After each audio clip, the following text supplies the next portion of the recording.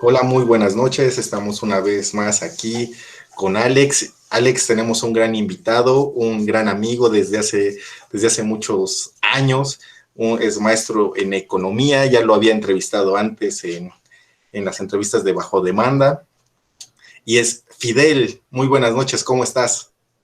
Hola Edgar, un gusto siempre estar platicando contigo. Le digo que a la gente que cuando les platico de ti, les digo que podemos grabar una cápsula de 20 minutos y quedarnos platicando hora y media fuera de la cama, porque siempre es muy interesante platicar contigo. Y Alejandro, mucho gusto, no te conocí, entonces qué bueno que estamos aquí. Mucho gusto, Fidel. Acá andamos un rato platicando entre los tres, un tema bastante interesante el que vamos a tocar hoy. Y pues nada, a platicar. Sí, vamos a comenzar a platicar sobre el neoliberalismo, hacer reflexiones sobre el neoliberalismo. Acá Fidel pues, es economista, Alex es estudiante de ciencias políticas y yo soy de filosofía, entonces cada uno tiene una perspectiva totalmente distinta del neoliberalismo. Pero vamos a comenzar con Fidel. Fidel, ¿cómo se entiende el neoliberalismo desde la economía?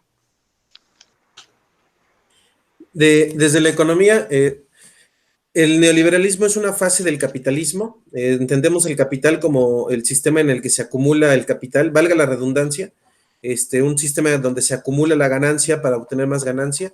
Y el neoliberalismo sería el sistema. Ay, perdón, tengo un perrito aquí ladrando, pero no hace tanto ruido.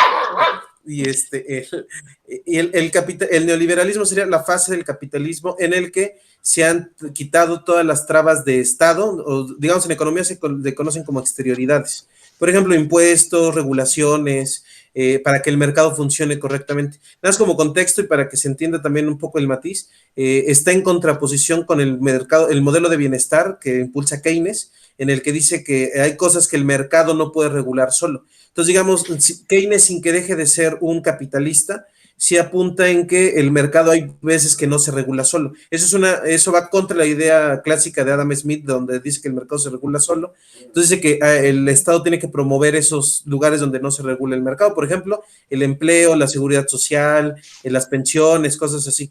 Entonces, el neoliberalismo dice que sí se puede regular solo y que no es necesario que el Estado sea rector de la actividad económica. Entonces, el neoliberalismo lo encontramos en el mundo a partir de los 70. El primer país del mundo que se declara neoliberal es Inglaterra y el segundo es Chile. Lo menciono para que se sitúe como en la historia, que el neoliberalismo aparece como en contraposición con las medidas keynesianas que estaban imperando en ese momento, ¿no? Entonces, digamos, entendemos así el neoliberalismo económicamente, que es el sistema en el que no hay ninguna traba para que el mercado se regule solo. Ok, sí, el gran experimento chileno, ¿no? Que fue en los años 70. Alex, desde la ciencia política, ¿cómo se puede entender el neoliberalismo? Eh, Como mencionaba el compañero Fidel, que es realmente interesante lo que menciona el compañero, vemos en la fase del neoliberalismo, desde la ciencia política, que es el control del poder. Pues es precisamente eso, que el neoliberalismo explica y trata de invitar a los estados a no intervenir en las políticas económicas, sino intervenir en la regularización del mercado. Entonces, lo podemos observar como estas políticas, como estas leyes, como estas burocracias y demás, en donde el Estado toma las decisiones de, pues, apartarse, ¿no? Y hacer que el mercado o las grandes empresas y demás se autorregulen de manera, pues sí, normal y natural sin la intervención de la misma. Pero incluso se menciona también que el único papel del Estado, el único papel de ti como hacer de las leyes, es solo incentivar al comercio libre y hacer políticas para que éstas puedan fluir de manera pues eficaz. Ok, muchas gracias, Alex. Yo voy a dar lo que yo sé desde la filosofía. Se da, pues no va a ser como que mayor lo que voy a dar. Ustedes ya lo dijeron perfectamente. El neoliberalismo se entiende ya, el liberalismo se entiende la ruptura del Estado con la Iglesia. El neoliberalismo ya va más allá, que es la ruptura económica que tiene el Estado con los empresarios, y donde crece el individualismo y los derechos individuales, donde se olvida la comunidad, lo común, y soy yo, luego yo y después yo, ¿no? Como se maneja este dicho. Algo muy interesante, que es que el neoliberalismo crece después de la caída del muro de Berlín. Se viene ya realmente el golpe neoliberal muy canijo, ya no está la balanza, o sea, aunque digan que el comunismo era un mal, hay que decirlo así, era la balanza, o sea, balanceaba la cuestión no solamente económica, no solamente política, como había dicho Alex, del poder, sino también la cuestión ética y moral o sea, podríamos decir de la humanidad. Ahora bien, para que no se vea un total ataque al neoliberalismo, vamos a crear ciertas reflexiones. Y yo le preguntaría, la primera pregunta que yo haría, ya después Alex, yo creo que podrá hacer una a Fidel para empezar el diálogo. Fidel, ¿por qué hay países neoliberales, como los países nórdicos que están en Europa, que han tenido éxito? ¿Por qué países como México, Chile, Argentina, los de América Latina en general, por qué no han tenido éxito? ¿Eso qué quiere decir? ¿Que el neoliberalismo realmente da resultados o no da resultados? ¿O qué pasa? ¿Si se aplica bien o no se está aplicando correctamente en Latinoamérica, o si se hace allá? Esa es una excelente pregunta que se tiene que responder siempre, porque desde el sentido común, mucha gente, por ejemplo, dice, queremos una educación como en Finlandia, ¿no? Y pareciera que pudiera hacerse, que solamente que es una cuestión de voluntad, ¿no? O ese tipo de comentarios, ¿no? O el mínimo de queremos una educación como en Estados Unidos, aunque eso tampoco es real, pero tiene otro modelo, ¿no? Y sí, realmente el asunto está en que estos países no fueron exactamente neoliberales, ¿no? Tampoco quiere decir que no sean, que sean antineoliberales, tampoco, porque es que aquí se falsea mucho el discurso. Los países muy neoliberales han llegado a decir que esos países son casi comunistas, lo cual es completamente falso, ¿no? No, nada tiene que ver. Pero tampoco son, bueno, y eso lo dicen porque no son completamente neoliberales. Y al mismo tiempo, pues no son antineoliberales, ¿no? Aquí hay un limbo que desde México no se percibe, ¿no? Y lo que tiene que ver es que qué bueno que está el politólogo también, y porque tiene que ver más con una cuestión de fuerza y de programa político que de realmente una cuestión económica. Si nos fuéramos en los indicadores económicos, crecimiento del PIB, no sé, sostenimiento del empleo, aumento del ingreso, lo que sea, no encontraríamos ninguna lógica para saber por qué en unos países sí y en otros no. O sea, en la economía no va a haber explicación, y el que se los quiera dar es un apologético de una ideología, ¿no? O sea, no hay explicación para decir por qué en unos sí y otros no. Y básicamente, aunque por eso, digamos, echo la pelota en el campo del politólogo, porque en realidad es más bien que tiene que ver con la configuración de la Segunda Guerra Mundial cuando termina. Entonces, los países que están en riesgo de que puedan caer en la órbita, los países destrozados por la guerra, que pudieran caer en la órbita comunista, cuyo límite político formal es Alemania y Berlín, entonces les tienen que ofrecer el Plan Marshall, que en la práctica es la liberalización de toda su... Aunque todavía había medidas keynesianas, pero digamos que en la práctica es la liberalización. Los países que quedan fuera de esta órbita de que se pudieran volver comunistas, y en ese estilo es los países nórdicos en particular, ¿no? Islandia, Suecia, Finlandia, que, como sabemos, aunque sí participaron en la Segunda Guerra Mundial, nunca perdieron la autodeterminación, cosa que no pasó en países, digamos, Francia, ¿no? Que fue invadida la mitad por los alemanes. Entonces, al momento de reestructurar hay un problema. ¿Por qué menciono esto? Aunque pareciera que me salgo del tema, pero no, es justo lo que quiero decir. En realidad es un problema fundamental. El problema es que cuando se reestructura el capitalismo, en los países que después vamos a considerar completamente neoliberales, son países que están destrozados y sin gobierno. Y en cambio, en los otros países son países que nunca perdieron su autodeterminación. Ahora sí, regresando a la economía, esto sí es bien importante porque, digamos, por decirlo hasta ahorita, es el neoliberalismo en los países, ¿cómo se llaman? Finlandia, Suecia, bueno, tienen nórdicos. El neoliberalismo en los países nórdicos nunca dejó de ser de alguna manera soberano. nunca dejaron de tener gobiernos y parlamentos que pudieran decidir hasta dónde el tope de sus medidas, etcétera. En cambio, los otros países que después conformaron, o más bien en un primer momento conformaron la OTAN, ¿no? Francia, Alemania occidental, etcétera, no tuvieron de otra más que dejar que Estados Unidos aplicara toda la política económica que quisieron.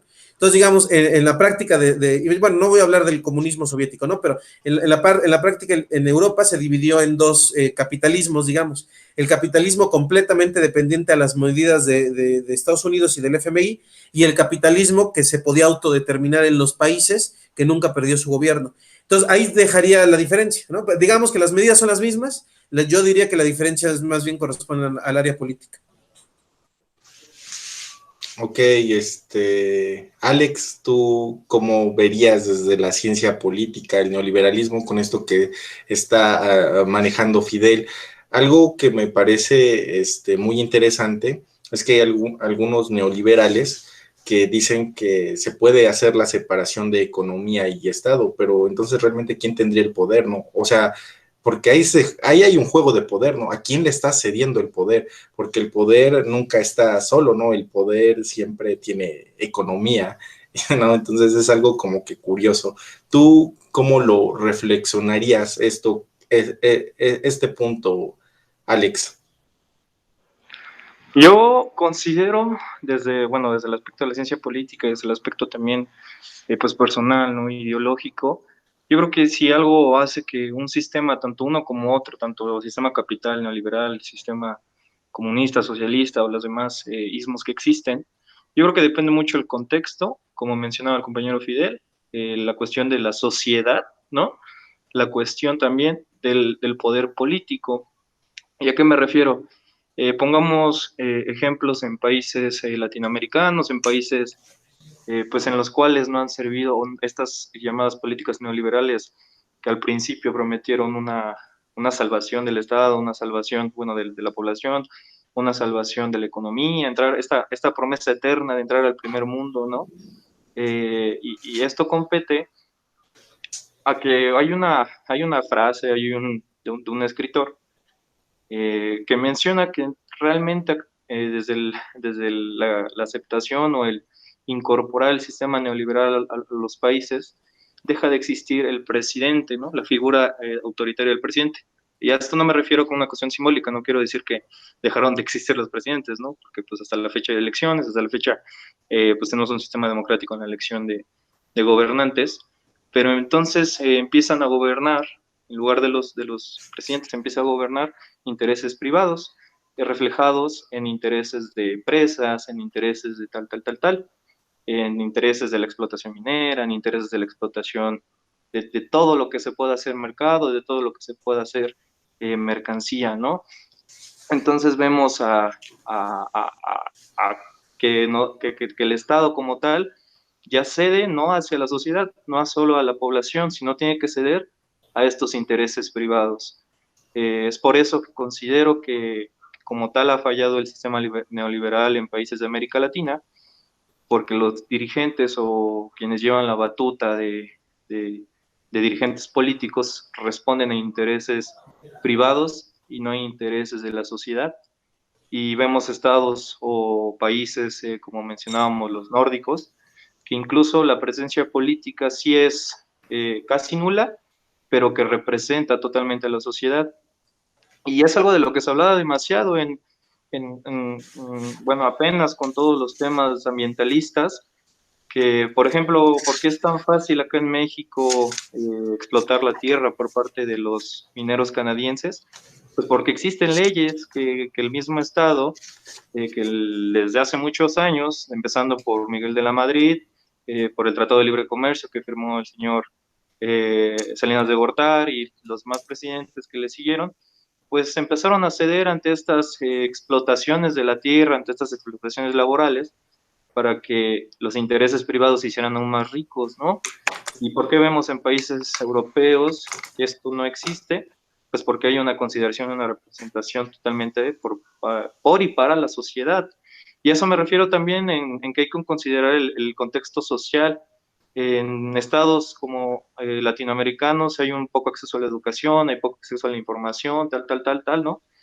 y por lo mismo la sociedad no se da cuenta, o incluso el mismo sistema hace que te envuelvas en esta cotidianidad capitalista y pues no te des cuenta de la real explotación en la que vivimos sumergidos. Entonces yo creo que es importante desde la ciencia política o desde el poder, pues entender que si sirve en unos lados es por la cuestión social y por la cuestión, pues sí, de políticas públicas y eso, y por eso en países como en Europa, como en Canadá, como en Estados Unidos, sí sirve porque los que están siendo explotados no son ellos mismos, no es su tierra, está siendo explotada estos países llamados tercermundistas, ¿no? Eso sería, bueno, mi pensar y mi participación. Sí, fíjense que dicen algo bien importante, porque esto, si lo llaman, esto que exponía Alex, que ahorita Fidel nos va a poder explicar mejor porque es un experto en la materia, muchos neoliberales dicen que lo que acabó de explicar Alex es el mercantilismo, que realmente no ha existido un verdadero neoliberalismo. Entonces, Fidel, tú que eres acá el experto en economía, me gustaría que nos dijeras qué es el mercantilismo, ¿no? Porque Alex ya lo dijo perfectamente, ¿no? Que los intereses de un grupo de empresarios influyen bajo a ciertas personas del poder, tanto ejecutivo como legislativo, para que se aprueben ciertas leyes, etcétera. Y muchos neoliberales dicen que eso se le llama mercantilismo y que realmente eso no es neoliberalismo, que nunca se ha puesto a prueba el neoliberalismo. Entonces, yo quisiera que en esta reflexión que estamos haciendo, pues nos dijeras si realmente es lo mismo, si hay una diferencia o si solamente ponen un pretexto para poder cambiar este nombre del neoliberalismo y decir que es mercantilismo. Sí, qué bueno que Alejandro participa con su idea política porque para abordar esta pregunta, vamos a recordar el libro, digamos, fundamental de los neoliberales, aunque, bueno, los libros fundamentales son los clásicos, ¿no? Los de Adam Smith y David Ricardo. Pero digamos que los de los neoliberales es el de Hayek, que es el de Caminos de Servidumbre, que ese es más filosofía que economía, ¿no? Edgar pudiera hablar muy bien de él, ¿no? Y digamos, yo no voy a hablar de él propiamente, pero sintetizando dice que la libertad es poder hacer lo que tú quieras, ¿no? Así el individuo, pues absolutamente, ¿no? Por eso en Camino de Servidumbre Hayek dice que el neoliberalismo tiene que existir porque no ha habido ningún sistema libre y que los países más capitalistas aún así ponen restricciones. Y creo que desde ahí nace, desde como el origen del neoliberalismo nace como una continua insatisfacción ante la realidad existente, ¿no? Como que siempre se puede ser más libre. Yo veo, hay una parte como un fundamento filosófico, ¿no? Diciendo, siempre se puede ser más libre. Y si dices, Estados Unidos es muy libre, pero se puede más, y cualquier cosa se puede más. Ahora, creo que, por ejemplo, Gloria Álvarez se llama, ella es una excelente exponente, aunque muchos se ríen de ella, pero también muchos la consideran muy seria. Yo no voy a hablar de si es bueno o no. Lo que quiero decir es que a mí me parece una excelente exponente de la ideología de Hayek, porque ella siempre que le recriminan, es que en Estados Unidos hay matanzas, por ejemplo, es que Estados Unidos subsidia la electricidad, lo que sea, ella siempre responde es que el neoliberalismo, no, el libertarismo, porque ella, bueno, ahorita vamos a eso, ella literalmente dice, el neoliberalismo nunca ha existido, y tenemos que hacerlo existir, y todas sus conferencias que da a lo largo de América Latina es, el neoliberalismo sigue siendo una utopía en la que es posible creer, y ella le llama más exactamente libertario, ¿no? El asunto de la ideología libertaria, que es más fiel a los postulados de Hayek, ¿no? Entonces, regresando para terminar en esta onda de lo que dices, entonces podríamos hablar que una es la utopía neoliberal, ¿no? Que es como el que siempre se puede ser más libre, y otro podríamos decir que es como el neoliberalismo realmente existente, ¿no? Que es el de Estados Unidos, por poner este ejemplo, ¿no? Entonces, a mí me parece que ahí hay como una trampa del discurso por lo que exactamente dices, porque cuando va bien, entonces el neoliberalismo va muy bien, pero cuando algo va mal, dicen, es que eso no es neoliberal, no importa qué, ¿no? O sea, cuando va bien es que el neoliberalismo funciona muy bien, y si algo va mal es que eso es antineoliberal, aunque no le llamen comunista ni nada, ¿no? Y bueno, quisiera cerrar esta parte con los surcoreanos tienen un libro de los 90 que se llama Patear la escalera, ahorita no recuerdo el autor, que tiene que ver como con la cuestión nórdica, ¿no? Ellos dicen que para que el neoliberalismo funcione en tu país, tienes que tirar las recetas del consenso de Washington. En esencia ese es el libro. Bueno, ese sí lo leí completo.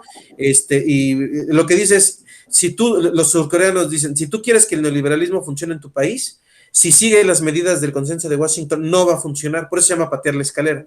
Dice, para subir no tenemos que decir lo que ellos nos dicen. Entonces, esta es como esta contradicción o paradoja que se presenta. Para que el neoliberalismo funcione en tu país, digamos, tiene que ser, como decirlo, un neoliberalismo democrático. Por lo que decía también Alejandro, la cuestión de la participación ciudadana. El neoliberalismo funciona, entre comillas, ¿no? Mantiene contenta a la gente en los países como Finlandia, porque si hay algo que va contra el crecimiento neoliberal, por ejemplo, en Finlandia metieron al bote a los banqueros, cosa que no pasa en otro país neoliberal, ¿no? O sea, sigue habiendo medidas neoliberales y sin que sea el Estado keynesiano el que regule, sí hay una regulación a partir de la participación ciudadana, como en Surcorea, que la gente ama, bueno, se suma, pues, ¿no? Entonces, yo lo que diría es que el mercantilismo es como un saco en donde metes todo aquello, en donde mencionas todo lo que no te gusta. Y lo digo porque teóricamente, conceptualmente, el mercantilismo quiere decir otra cosa. No, ahorita no voy a entrar en eso, pero quiere decir otra cosa que el uso que le dan actualmente, ¿no? O sea, el mercantilismo más bien tiene que ver con es como un concepto técnico que tiene que ver con el correr las mercancías, ¿no? Extraer la mercancía en bruto y no en forma de valor. O sea, es una forma de llamar ciertas actividades, es como decir tributo, ¿no? Es como decir trueque. O sea, sí sirve para nombrar categorías económicas, pero no nombra un sistema completo, ¿no? Entonces, yo digo, cuando mencionan así otras variantes como el mercantilismo, es más bien esto, ¿no? Como si todo sale bien, es el gracias al neoliberalismo, y si algo sale mal es gracias a que no se aplicó el neoliberalismo, ¿no? Me parece que eso es más discurso que una cuestión realmente científica. Sí, comparto tu punto. Y yo con esto que estás diciendo, que en esos países nórdicos existe la participación ciudadana con el neoliberalismo, con esto que acabas de exponer en Surcorea. Yo le preguntaría a Alex, ¿no? Para empezar, ¿qué tanto el neoliberalismo sí tiende a la democracia? Porque hay muchos expositores y ya también si acá quieres participar, Fidel, tú desde la economía estaría padre, digo, porque hay muchos expositores que dicen que el neoliberalismo hacen que exista o te venden que hay una democracia participativa, ¿no? Porque dicen que el individuo puede elegir si hace ciertas actividades o si no las hace o si acepta ciertos productos o no los hace. Entonces, ¿qué tanto tú puedes ver, Alex, esta participación ciudadana? ¿Sí cumple con la democracia participativa, con la democracia representativa o no cumple el neoliberalismo? Bueno, yo desde mi perspectiva, desde la perspectiva como tal, considero que se vende una idea sumamente errónea de lo que pudiese ser la democracia en países neoliberales, ¿no? Porque siempre pues, existe esta idea romantizada de la participación. Por ejemplo, en nuestro país, ¿no? Creemos o consideramos que nuestra participación es cada 3 años, cada 6 años, para hacer que pues, las cosas vayan por buen camino, para hacer que, o creer que las alternativas que nos vende el mismo Estado o las mismas elecciones, pues ahí se pudiese encontrar la solución a los temas tan críticos que pasan en países como México, en países de América Latina. Pero bueno, en lo particular considero que el neoliberalismo sí, sí incita o sí provoca o tiende a hacer democracias que, bueno, ya que funcionen es una cosa completamente diferente, ¿no? Porque, bueno, se menciona pues la libertad, el ser libre, que tú como persona seas libre de decidir y por lo tanto también vas a ser tú libre como persona de postularte. Entonces, pues es una de las grandes pulpos que tiene este sistema capital y neoliberal, pues creer y vender esa idea romantizada y romántica de pues participar, de ser tú quien te postules, que bueno, si eso funciona, no, es otro tema, ¿no? Porque en lo personal considero que nuestra democracia, nuestra participación política va más allá solo de elegir o postularnos, va diario criticando, es diario, pues, viendo las cuestiones políticas, las cuestiones económicas, qué tal sirve esto, qué tal nos sirve el otro. pero sí desde un aspecto, pues como politólogo, sí se ha intentado que el neoliberalismo, o bueno, las políticas neoliberales incitan sí a una libertad tanto de personas como política de participación, la participación representativa, la participación sí directa. Entonces, bueno, no sé qué piensen ustedes, qué piense Edgar. Sí, fíjate que a esto que estás diciendo lo comparto mucho también, que se vende una idea de participación. De hecho, yo veo que hay una contradicción con lo que comentaba Fidel. Hay una contradicción porque qué tanto los neoliberales han resuelto la parte ética moral, porque qué tanto mi libertad, qué tanto soy libre para que yo no pueda afectar a la persona que está al lado mío, ¿no? O sea, ¿qué tanto lo puedo hacer? Porque si ellos, o sea, y es que es muy preocupante porque mensajes como el que había dicho Fidel hace rato, mensajes como el que da Gloria Álvarez, Alex Kaiser, Agustín Laje sobre el neoliberalismo muy fuerte en Latinoamérica, pues pienso que dicen puras cosas hasta contradictorias entre ellos mismos. Su mismo discurso es contradictorio porque ellos dicen que permea la libertad, ¿no? Pero ¿qué tanto mi libertad está atada a las leyes de la misma sociedad? O sea, ¿dónde queda el contrato social, no? O sea, ¿dónde está el respeto que yo tengo que tener? Y no solamente eso, porque ellos también manejan que al regularse a sí mismo el neoliberalismo, ellos mismos dicen que las personas pueden elegir si compran o no y que nadie los puede regular. Y es algo curioso, ¿no? Entonces, muchos de ellos están a favor del medio ambiente y qué tal si la empresa que ellos están apoyando con el medio ambiente contamina, ¿no? O sea, está contaminando o o la empresa, lo que me está vendiendo me está causando cáncer o me está causando una enfermedad, pero no la puedo regular el Estado porque tiene que ser libre. Entonces, ¿dónde está la cuestión ética? Es lo que no se ponen a reflexionar, ¿no? Yo lo trato de aterrizar más a mi área de filosofía. Entonces, ¿dónde está, no? O sea, sí, muy bien las bebidas, los refrescos, ¿no? Que tomamos, pero ¿cuántas personas en México tienen diabetes, obesidad, sufren, las dializan, etcétera, ¿no? Las hemodializan por lo mismo, ¿no? Entonces, son libres, pero ¿qué tanto está esa regulación, no? De decirte. Por eso es que ellos mismos odian la ética. ¿Por qué la odian? La odian porque pone límites a esa misma regularización. Sí, Alex, dime. Yo también agregaría, bueno, mencionas algo sumamente interesante que es la cuestión ética, desde la perspectiva de que, bueno, porque hay empresas que venden bebidas con un proceso pues muy preocupante de adulteración, de azúcares como Monsanto, por ejemplo, en la alteración de los químicos para el crecimiento del alimento. Pero yo creo que incluso mencionaría el qué le hace no solo conmigo, sino con terceras personas, porque un problema muy interesante del sistema capital y neoliberal es la individualidad, no pensar por la otra persona, no pensar en qué puede pasar con esto, ¿no? Y que es algo que se mencionaba con lo de las mineras canadienses, el de las joyas, por ejemplo, que de por medio del trabajo que es, o sea, todo el proceso es de contaminación de agua, de explotación de mantos acuíferos, de explotación laboral, no solo de personas adultas, de niños, de mujeres embarazadas, de tal, y aparte estás pasando a traer la naturaleza, y es así que, ¿cuántos años lleva el neoliberalismo como en ejercicio en México, en todo el país, que a estas alturas, después de 50 años, 40 años, pues estamos viviendo un proceso sumamente preocupante de contaminación, de calentamiento global, de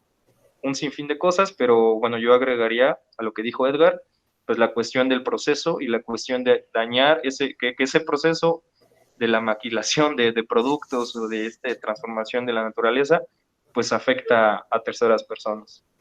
Sí, ahorita le voy a preguntar algo bien chido a Fidel. Ahorita que dice Alex, esta parte muy importante que ya lleva el neoliberalismo dañando 50, 40 años alrededor ya del mundo, contaminándolo. Fidel, tú desde tus reflexiones, desde el estudio de la economía, eh, ¿por qué crees que todo este daño que hizo el neoliberalismo hace que hace alrededor de 10, 15 años se cambie el nombre de neoliberalismo a libertarianismo? O sea, ya no es, o sea, es libertarianismo, ¿no? O sea, le cambian la cara, lo tratan de pulir, lo tratan de procesar para que nos venga un producto nuevo, un concepto nuevo y poder aceptarlo. ¿Tú cómo ves el libertarianismo, no? Porque el libertarianismo, de alguna manera, los exponentes del libertarianismo dicen, no, es que nosotros no somos neoliberalismo, ¿no? Ni siquiera ha existido una cuestión neoliberal, no somos eso, nosotros somos libertarios. ¿Tú cómo ves? Yo digo, el neoliberalismo no se crea ni se destruye, solo se transforma. ¿Tú cómo lo ves, Fidel? Sí, lo responderé con lo que mencionabas tú sobre el asunto de la ética. Yo creo que el capitalismo en sí o cualquiera de la propiedad privada no, no es que odia la ética, sino más bien como que la considera innecesaria porque, que digo que, o sea, en términos prácticos es lo mismo, lo menciono como en términos conceptuales, porque ya tienen una ética, la ética es la del egoísmo y el beneficio egoísta. Entonces, si alguien dice, y si platicamos ética, el neoliberalismo te va a decir, deja de discutir pendejadas, así literal, ¿no? Son pendejadas porque ya hay una ética, la ética es el beneficio egoísta. Y eso tiene que ver o sea, es la ética del capital. Eso está muy interesante porque, o sea, la ética ya está impregnada. Si tú naces dentro del capital, ya no hay nada que discutir. Por lo tanto, bueno, eso corresponde a la parte de la filosofía, pero una ética que no es reflexiva, entonces no es una ética, es una moral, ¿no? Porque nada más te enseñan unas costumbres y las sigues. Entonces, como una ética antiética, ¿no? Pero bueno, no quiero entrar en eso, pero lo uso como pilar porque me parece muy importante por lo que sigue que en esta cuestión de la participación y la democracia, Milton Friedman hizo una serie de canales perdón, de programas de televisión que eran muy famosos en Estados Unidos, pasaban en hora familiar, que se llaman Libertad de Elegir, y eso está muy interesante con esto para responder y con lo que venían platicando, el Freedom of Choice, porque ellos dicen que la política no es necesaria como tal si logramos democratizar la libertad de elegir. Si ellos dicen, si ponemos en el mercado productos que sean tan vastos y tan diversos que el consumidor elija cuál, entonces, dice, la participación política no va a ser, bueno, se va a dar desde el momento de la compra. O sea, ellos están juntando la economía y la política, o sea, dice, la democracia real se va a dar a través de la democracia del mercado, que va a ser la democracia entre consumidores y ofertantes, ¿no? Eso también me parece súper interesante tomarlo como pilar porque en esta onda de si el mercado funciona, perdón, el mercado neoliberal, hay muchos tipos de mercado, es que nos están vendiendo, y lo digo vendiendo no en un término malo, sino literalmente nos están ofreciendo un producto para que nosotros apostemos nuestros ahorros en ese producto, que es la utopía de la libertad de elegir. O sea, te están diciendo, cómprame mi producto, que es la utopía completa en donde el mercado regula todo. Y eso es bien importante porque, ahora sí, poniéndome como Gloria Álvarez, es que, ¿qué pasa con el problema medioambiental? La respuesta es muy sencilla para los neoliberales, y ahorita vamos con el término de los libertarios. La respuesta es muy sencilla, yo te diría es, no hay un mercado de la basura. Si hubiera un mercado neoliberal que vendiera basura y sacara provecho personal de la basura, este problema no existiría, porque diría, hay un mercado que produce basura y hay otro mercado que produce sacar la basura. Eso es lo que dicen los neoliberales, así tal cual, ¿no? Y pongamos cualquier ejemplo, el problema de la obesidad. Entonces la respuesta es muy sencilla. Lo que no hay es un mercado que se haga rico curando la obesidad, ¿no? Entonces, a cualquier problema que tú le pongas, la respuesta es automática. Hace falta un mercado. Entonces, regresamos al problema de este asunto, ¿no? Que si hay un problema, es que el problema está en que no hemos dejado que un mercado florezca a través de ese problema, por eso es que el problema se nos queda. Y aquí entran los libertarios. Me parece que los libertarios, ahora sí, como lo que es lo libertario, eso sigue siendo una ideología y una utopía. ¿no? Que, digamos, por eso, digamos, lo libertario es la parte más utópica del neoliberalismo realmente existente, ¿no?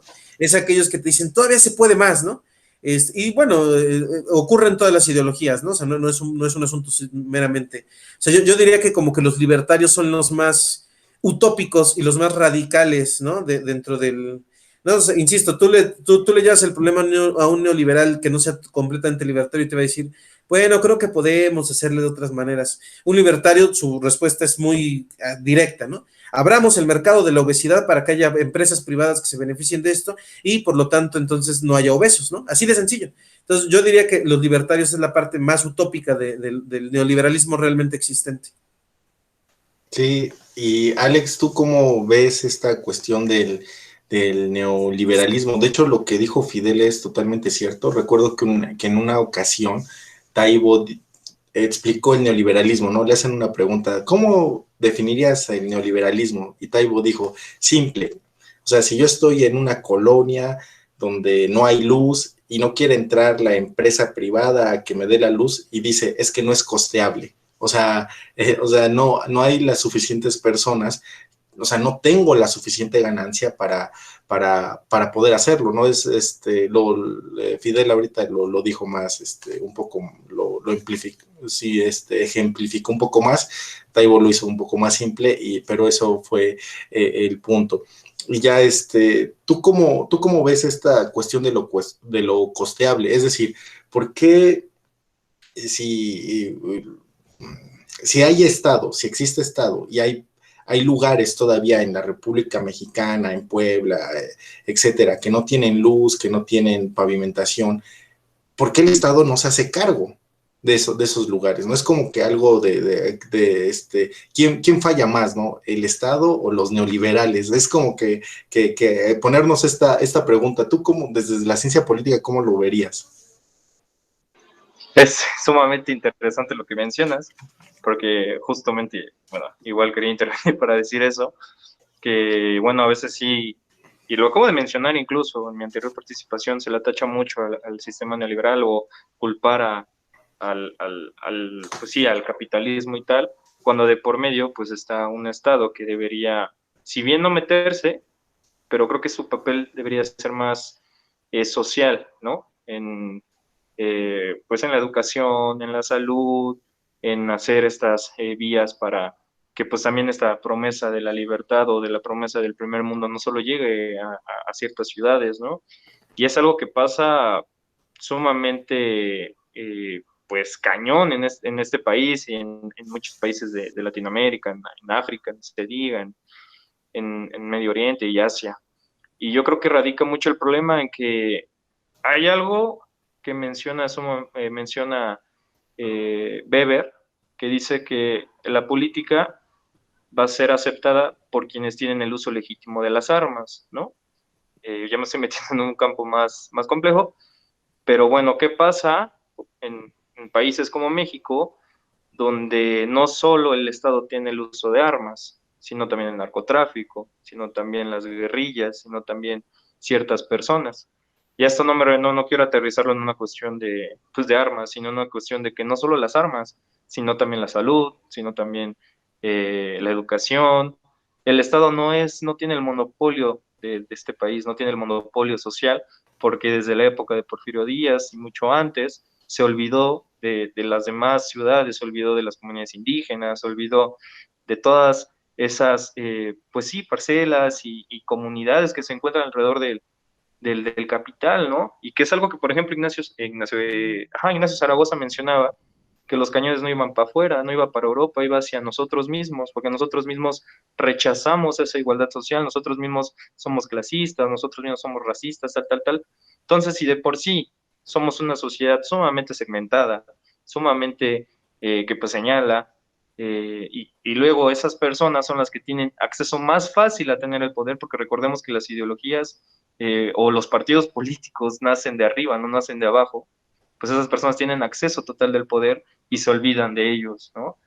Y te olvidas de crear escuelas en la sierra, y te olvidas de pues la inversión pública más allá pues de la ciudad, ¿no? Porque a veces pensamos que Puebla es Puebla capital y ya, no pensamos en las zonas aledañas, tal, tal, tal, tal. Entonces yo creo que es un factor sumamente importante y que hace también y que incentiva muy, muy, muy cañón a que pues las desigualdades sean muchísimos más, ¿no? Y lo vemos en estados como en Monterrey, donde pues la mayoría de la sociedad pues sí tiene un acceso más, pues o mejor al llamado primer mundo, y volteamos hacia el sur y vemos estados como Chiapas, estados como Guerrero, como Oaxaca, olvidados por la política y olvidados por el Estado, porque pues a ellos qué, ¿no? O sea, ellos pues ahí están bien, mientras no me digan nada, yo seguiré explotando la sierra, yo seguiré explotando el agua, tal, tal, tal, y pues que ellos vean cómo le hacen, ¿no? Entonces, pues una población tan pues materializada y tan segmentada y tan dividida, pues yo creo que, y incluso es un factor por el cual, no sé, en países como Estados Unidos, pues sí sirva, ¿no? Sí sirva el sistema capital o neoliberal, porque ellos empiezan desde cero, ¿no? Empiezan con una colonia completamente nueva de ingleses, no se encuentran como dificultades o, bueno, como alternativas sociales como en este país, sí, con una diversidad cultural enorme, con una diversidad de ideas enorme, tal, tal, tal, tal. Y entonces lo que mencionaba Fidel llega a ser una utopía, porque incluso la idea o el alma del sistema capital o neoliberal tal vez no sea tan malo, ¿no?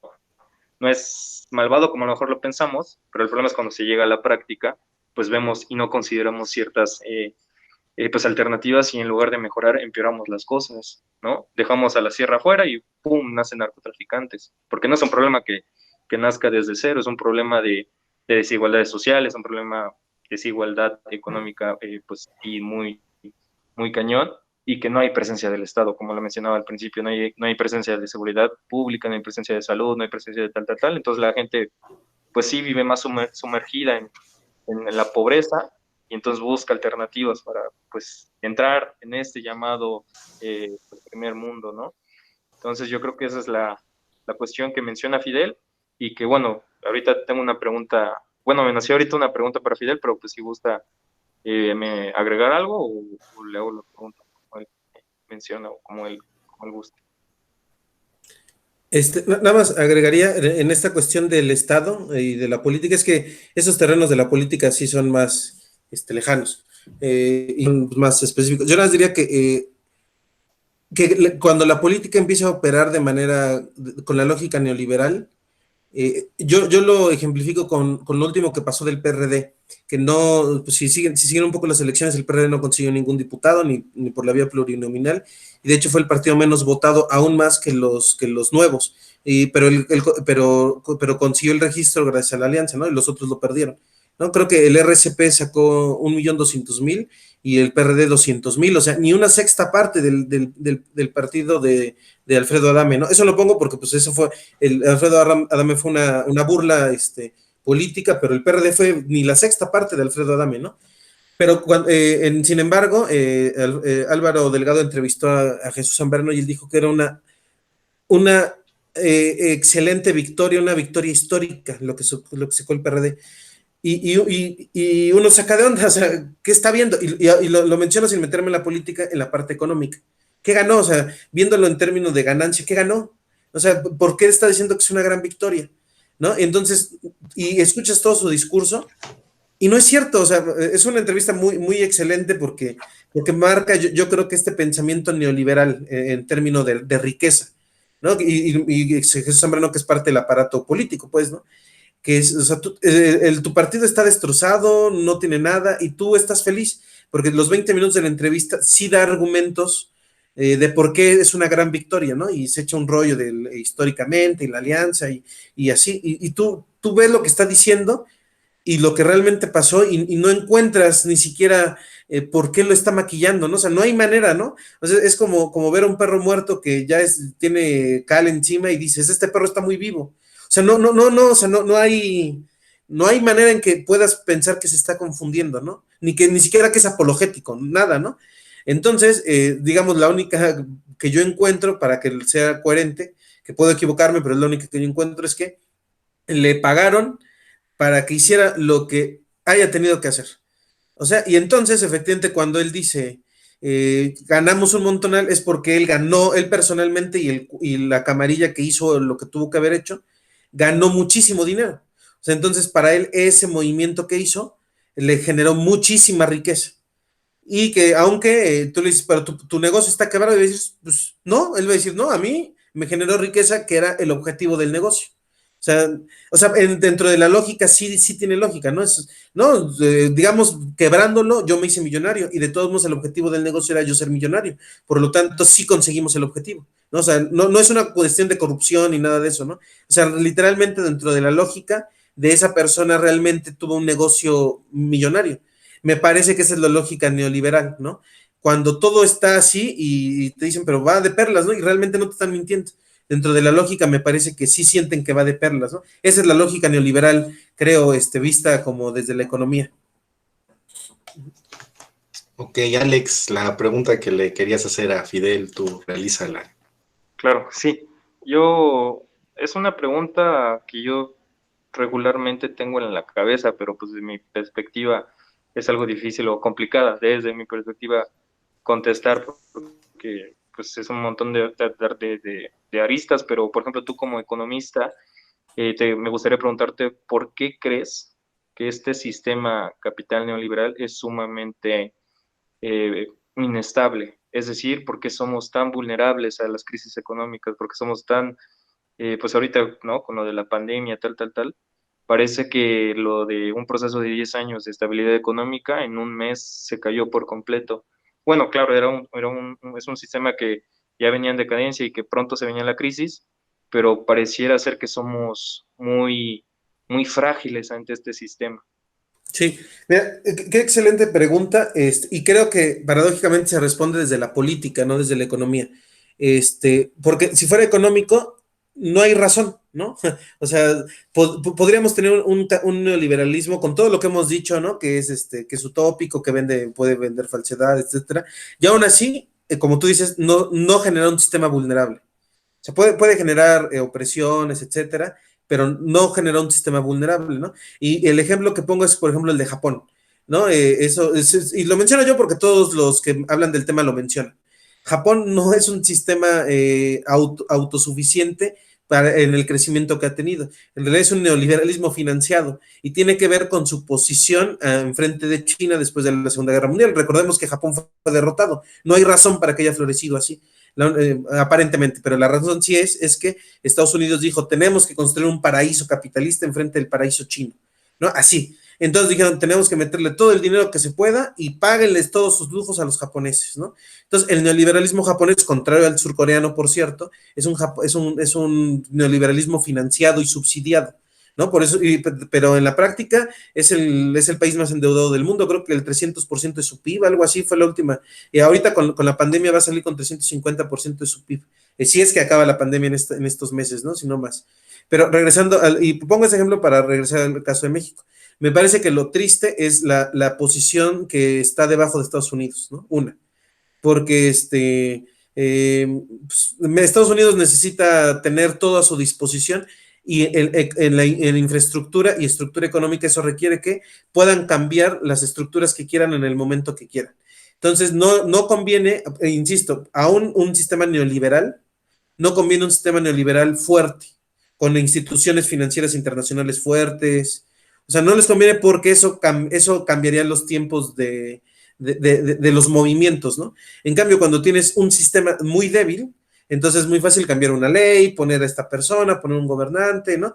Etcétera. Y yo creo que la prueba de que lo que yo digo puede ser cierto está en que desde el 82, que es cuando entra formalmente el neoliberalismo, desde el PRI, que es el partido del poder, abren a toda la gente capaz. Y yo creo que es el ejemplo, porque el PRI, con todo la corrupción, todo lo malo que podríamos decir, asesinos, lo que sea, lo que quieras, antes del 82 tenía gente capaz, gente de Estado, gente estudiada, gente con una mentalidad brillante para llevar a cabo un proyecto de país, con todo y las críticas éticas que le podemos tener. Y en el 82 los abren y esa es la fractura, o no se abrieron todos evidentemente, pero el gran grueso se van con el cardenismo, ¿no? Y en el PRI se quedan los Peñas Nietos, ¿no? Entonces, a partir de ahí, o sea, no exactamente el 82, pero en el 82 es la ruptura, tenemos un país gobernado por Peñas Nietos, por Corderos, por Anaya, o sea, tú ves a la Anaya, O sea, y no critico al PAN en ese sentido, ¿no? O sea, tú ves a la Anaya y dices, o sea, te puedes enojar con Anaya, pero más bien dices, ¿qué su partido no está viendo que Anaya no sabe nada de México? O sea, ¿por qué la gente que está alrededor de él creen que Anaya pudiera representar una alternativa? Eso habla muy mal de todo el partido, ¿no? Y la gente muy capaz como dentro del PAN, como, no sé, Gustavo Amadero, por decir uno, una persona muy seria, están muy relegadas. El que es gobernador de Chihuahua ahorita, no me acuerdo cómo se llama, pero este señor de bigote muy fuerte, o sea, pues son gente de derecha, gente muy capaz, y están relegados, ¿no? Pero ¿qué quiero decir con esto? Que me parece que ahí se ve, ¿no? Ese es el indicador. Un país gobernado por 30 años por neoliberales, uno. Y segundo, son neoliberales como Peña Nieto, imagínense como Vicente Fox, ¿no? Que se me hace que no se pueden amarrar los zapatos solos, ¿no? Literal, ¿no? O sea, eso no es una metáfora, literalmente me imagino que es gente que no abre los periódicos, ¿no? Imagínense un país gobernado 30 años por eso, significa efectivamente un país estructuralmente muy débil, ¿no? Por lo tanto, llega un catarro del exterior y toda la economía se derrumba, ¿no? Entonces, o sea, a lo mejor no estás contento con la respuesta, pero en mis reflexiones desde la economía no le vemos razón para que seamos tan débiles, ¿no? Más bien es eso, ¿no? O sea, un país neoliberal gobernado por gente como Peña Nieto da como resultado el México que tenemos. Y ya, pues para ir terminando, me gustaría que cada uno de ustedes diera como que su reflexión de cómo, si no combatir, ¿no? Porque no creo que sea la palabra correcta combatir, pero sí cómo empezar a hacer una reflexión sobre el neoliberalismo, ¿no? Y no sé, Alex, si quieras comenzar ahorita para que Fidel tome aire y empiezo contigo. Claro, claro. Voy a tomar la pregunta de dos maneras. La manera en la que tú dices desde cómo cuestionarnos desde nosotros mismos y la otra el cómo hacer frente ante esto, porque a veces pensamos que, o no sé qué piensan ustedes, ¿verdad? Pero yo pienso que mucha gente cree que estamos condenados a esto, ¿no?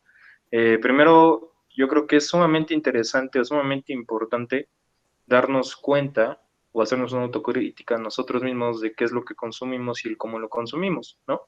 Es decir, no quiero decir que pues vivamos como viviendo, pensando en qué es lo que le hace mal al planeta o tal, sino pues pensar, pues eso que consumimos, no sé, esa agua embotellada que consumimos, esas cuestiones que pues, estamos tan acostumbrados, y ese es el gran problema, yo creo que estamos tan acostumbrados a hacer esas actividades que nos parecen natural y no vemos más allá del actuar pues, de ese producto o de esas cosas, ¿no?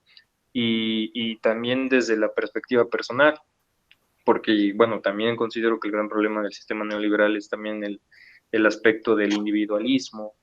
Entonces, desde el actuar crítico, pues es eso, deberíamos incitar a la crítica, a criticarnos a nosotros mismos, decir qué bueno, qué es malo, qué tanto daño le estamos haciendo, pues sí, a la sociedad con esas cuestiones que están tan normalizadas y sobre todo qué daño le estamos haciendo a este planeta y demás, ¿no? Yo creo que es lo más importante, pues no pasar todo por normal, no pasar todo como si nada, sino empezar como esta crítica hacia nosotros, hacia nuestro actuar, hacia nuestro consumo, tal, ¿no? Y desde el actuar, pues más táctico, más físico, pues yo mencionaría que pues es no depender de este sistema. Sé que suena muy pues complicado incluso, pero pues el que subsiste al sistema o el que yo creo que subsiste a todo esto es nosotros mismos con nuestro consumo y demás. Entonces, mientras menos dejemos de consumir de uno de los pulpos tan enormes que tiene esta hidra, pues creo que pues empiezan a haber ciertos cambios. Entonces, ese es mi pensar desde el aspecto pues, sí, crítico y el aspecto pues, más aterrizado. Fidel, tienes ya la última palabra. Tú, desde tu perspectiva, ¿cómo sería la reflexión para poder, poder sobrellevar, no sé si eliminar, si se puede decir, el neoliberalismo? Yo, a lo mejor viéndome más moderado, Yo creo que el antídoto a este momento que se vive la humanidad, tanto por la pandemia, la crisis, todo, ¿no? O sea, como todo mezclado es la ética, ¿no? Y justamente tiene que ver como por lo que mencionaba yo hace rato, que este sistema como que ha hecho una ética antiética, o sea, no en el sentido de que esté bien o mal, sino más bien como que te dicen, no pienses en eso no vale la pena, ¿no? Que justamente el que la gente se pregunte, ¿qué es ético? Ya es un antídoto, ¿no? Y que de ahí en fuera la gente haga lo que considere, ¿no? O sea, en el sentido por ejemplo, ahorita, bueno, hace tiempo que salió que desde el gobierno federal, encabezados por Gatell, iban a poner las marcas en los, en los productos, ¿no? Que si tiene sodio y cosas así, ¿no? Entonces mucha gente salió tanto para defenderlo como para atacarlo, ¿no? Y yo creo que en sí misma esa no, o sea, esa medida no es la solución final, es un paso enorme, pero yo creo que es válido porque a mí me parece una medida muy, muy, muy bien hecha en el sentido de que deja en las manos del consumidor la última palabra. Y también que obliga a las empresas a que digan la neta, ¿qué tienes tú, no? O sea, y eso que les prohíban decir que eres un queso, por ejemplo, porque te va a decir, no eres un queso. No te vamos a prohibir venderte, vamos a prohibir que digas que eres un queso cuando no lo eres, ¿no? Entonces, digamos, obliga a decir la verdad a los productos. Porque la otra es, si fueran completamente anulados esos productos, me parece que el Estado estaría combatiendo una guerra que es personal, ¿no? Como lo que dice Alejandro, ¿no? O sea, si tú le quitas a la gente los chetos, y me incluyo, pues la gente se va a ofender, ¿no? Aunque tú le digas, pero los chetos son malos, sí, pero la gente dice, sí, pero pues me encanta, ¿no? Entonces me parece que aunque fuera una guerra justa, no es una guerra, bueno, legítima, no es aunque fuera una guerra legítima, no sería una guerra justa, ¿no? Entonces me parece que lo que debemos impulsar es un llamado a la ética. Entonces, pongo ese ejemplo, pero así hay muchos, ¿no? O sea, tú le dices a la gente lo que tiene el producto, y eso es el paso más ético que el Estado puede dar, en ese sentido, ¿no? O sea, claro que hay muchos y muchas, solo pongo el ejemplo de los quesos, ¿no? Y que ya es asunto tuyo si con toda esa información lo quieres seguir consumiendo o ya puedes decir, yo prefiero hacer uno mío, ¿no? En mi casa, ¿no? Lo cual también ya es un paso ético, ¿no? O sea, es una decisión muy consciente, ¿no? Muy masticada. Yo lo digo porque creo que en la práctica, después de tantos meses de que se ha aplicado esa medida, yo veo que sí hay gente reflexionando sus hábitos, aunque completamente no ha podido ni siquiera dar ni el primer paso, ¿no? Pero el hecho de que yo diga, no manches, este pinche queso está bien feo, cabrón, pero no lo puedo dejar de consumir, solo eso ya es un paso mínimo, ¿no? Entonces, digo, a lo mejor me veré muy poco, o muy moderado, pero me parece que el antídoto es parte de reflexionar la ética, ¿no? Insisto, porque en una sociedad en donde la ética ha sido borrada de los anaqueles, solamente el hecho de que la gente se pregunte qué es la ética ya es un antídoto, es un primer paso sólido, ¿no? Y creo que va por ahí, ¿no? Pues muchas gracias, Fidel. Gracias, Alex, acá con nuestro segundo podcast que estamos haciendo Alex y yo, que es entre politólogos y filósofos. Gracias, Fidel, por tu reflexión, concuerdo mucho contigo. Y pues no sé si qué quieras terminar diciendo, Alex, tú. Pues creo que lo que dice Fidel es sumamente importante, que siempre que existe una cuestión, sea la mínima, pues existe pues ya un paso importante, un mínimo paso. Lo único que yo preguntaría, o bueno, como preguntarle a la gente o ustedes si se lo gustan contestar o si no, pues también no hay problema, pero yo creo que eso va a hacer que se alargue demasiado el tiempo la pregunta, o lo que yo me pregunto mucho es que si realmente hay tiempo, ¿no? Si tenemos tiempo de pues seguir dando pasos chiquitos o mejor damos pasos grandes. Ok, esa reflexión la dejamos en el aire. Pues muchas gracias, nos estamos viendo y gracias, Fidel. Nos vemos para la próxima. Gracias a ustedes, gracias, cuídense.